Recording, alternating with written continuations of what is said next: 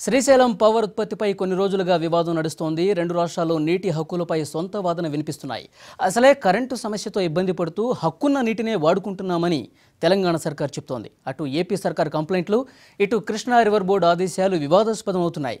కానీ అసలు నిజం ఏంటి? నిబంధనలను ఉల్లంఘిస్తుంది ఎవరు? ఎవరి వాదనలో నిజమెంత? కృష్ణా జలాల వినియోగంపై స్పెషల్ స్టోరీ.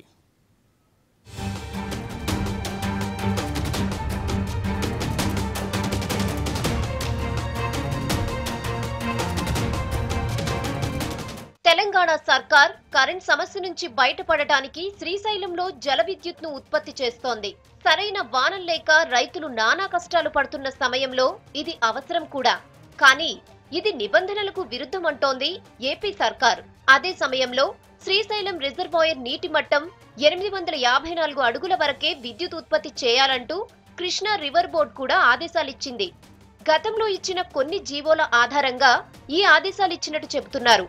కానీ ఉమ్మడి రాష్ట్రంలో 770 అడుగుల మట్టం వరకు కూడా విద్యుత్ కోసం నీటి వినియోగం జరిగినా ఇప్పుడెందుకు రాద్ధాంతం జరుగుతోంది అన్న ప్రశ్న తెరపైకొచ్చింది.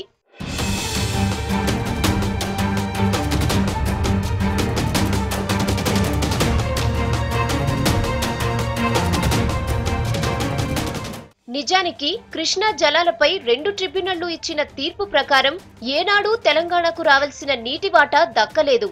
ఏ ప్రభుత్వము దీన్ని అమలు చేయలేదు.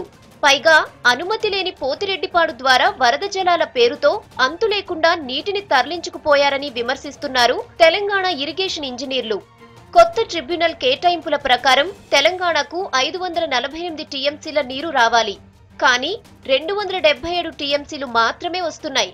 అంటే హక్కున్న నీటిలో సగం మాత్రమే తెలంగాణకు దక్కుతున్నాయి.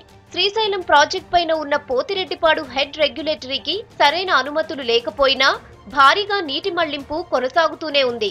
రాయలసీమకు కృష్ణా జలాల్లో వాటా 133.70 టీఎంసీలు ఉండగా అంతకు మించి 100 టీఎంసీలు తరలిస్తున్నారు. నీటి మళ్లింపుపై లిమిట్ ఉన్నా కూడా పోతిరెడ్డిపాడు గేట్లను 4 నుంచి 14కు పెంచారు. ఇది పూర్తిగా నిబంధనలకు విరుద్ధంగానే జరిగింది. పోతిరెడ్డిపాడు నుంచి అధికారికంగా తెలుగు గంగకు 15 టీఎంసీలు, కుడి కాలువకు 19 టీఎంసీలు, మొత్తం 34 టీఎంసీలకు మాత్రమే అనుమతుంది. కానీ వరద జలాల పేరుతో సామర్థ్యం పెంచి అక్రమంగా 90 టీఎంసీల దాకా మళ్లించుకుంటున్నారు.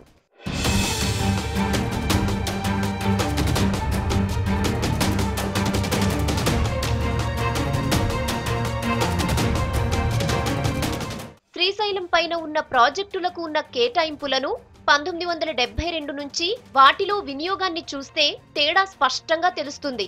అక్రమంగా నీటిని తరలించుకు వెళ్లినట్టు కూడా అర్థమవుతుంది. ప్రభుత్వ లెక్కల ప్రకారమే కృష్ణా డెల్టాకు 180 టీఎంసీల కేటాయింపులు ఉండగా 1972లో 223 టీఎంసీలు వినియోగించారు. డెల్టాకు 2007, 2008లో 235 టీఎంసీల నీటిని వాడుకున్నారు. ఇక సాగర్ కుడి కాలువ కింద 174 టీఎంసీల కేటాయింపులుండగా 1972లోనే 254 టీఎంసీలు ఉపయోగించుకున్నారు. 1982, 83లో 367 టీఎంసీలు మళ్లించారు. 1996, 97లో 412 టీఎంసీలు, 2007, 8లో 459 టీఎంసీలు వాడుకున్నారు. మొత్తం మీద ఏటా కేటాయింపుల కంటే చాలా ఎక్కువగానే నీటి వినియోగం జరిగింది.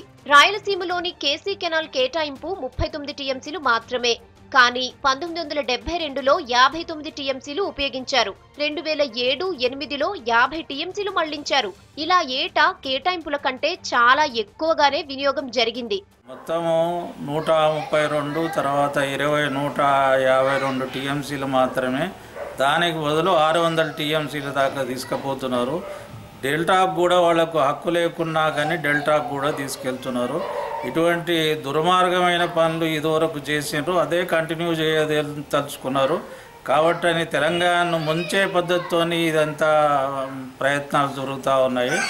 ఇవన్నీ అబద్ధాల కోరు ప్రభుత్వమైన ఏపీ ప్రభుత్వము ఇటువంటి చర్యలను ఇప్పుడైనా మానుకోవాలి. తెలంగాణకు అన్యాయం జరుగుతున్న దాన్ని ఇప్పుడన్నా సవరించుకునే అవకాశం ఇవ్వాలని నేను అంటున్నాను. తెలంగాణ ప్రాజెక్టులలో కోయిల్ సాగర్ కు 3.90 టీఎంసీల కేటాయింపు ఉంటే వాడుకున్నది 1.27 టీఎంసీలు మాత్రమే. డిండి ప్రాజెక్ట్ కేటాయింపులు 3.70 టీఎంసీలుంటే వాడుకున్నది 0.85 టీఎంసీలు.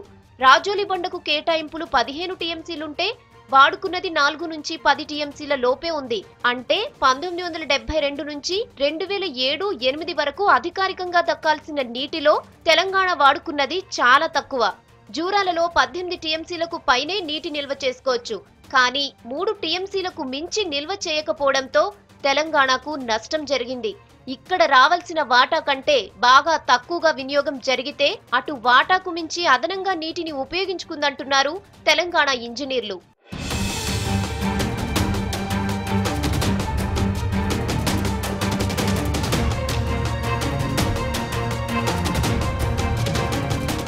నిజానికి కృష్ణానది పరివాహక ప్రాంతం ఎక్కువగా ఉంది తెలంగాణకే.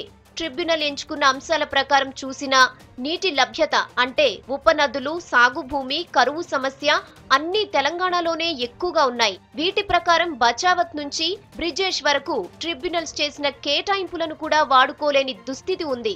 అసలు విద్యుత్ కోసమే శ్రీశైలం ప్రాజెక్టు నిర్మించినా, నిబంధనల ప్రకారమే ఉత్పత్తి జరుగుతున్నా ఏపీ సర్కార్ చేస్తున్న రాద్ధాంతం చూస్తే అక్రమంగా నీటిని వాడుకోవడం కుదరదన్న లక్ష్యమే కనిపిస్తోంది.